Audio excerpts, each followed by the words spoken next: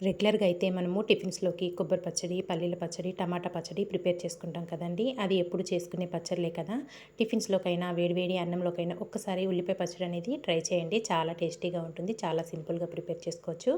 దానికోసం స్టవ్ పైన ప్యాన్ పెట్టేసుకొని ఆయిల్ వేసుకొని, ఆయిల్ కొంచెం వేడయ్యాక ఒక టేబుల్ స్పూన్ జీలకర్ర, ఒక టేబుల్ స్పూన్ శనగపప్పు, ఒక టేబుల్ స్పూన్ మినపప్పు వేసుకొని అవి కొంచెం వేగాక దాంట్లో ఒక 10 వెల్లుల్లి రెబ్బలు పొట్టు తీసేసుకొని వేసుకోవాలి. అందులోనే ఒక 4, 5 అల్లం ముక్కలు కూడా వేసుకోవాలి.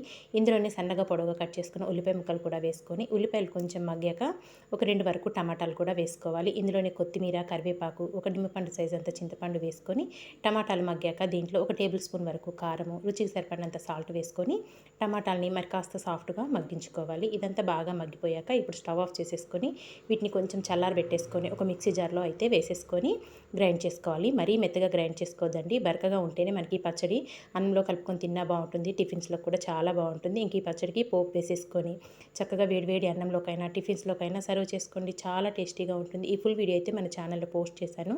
తప్పకుండా వాచ్ చేసి ట్రై చేసేయండి friends. Thank you for watching. By by.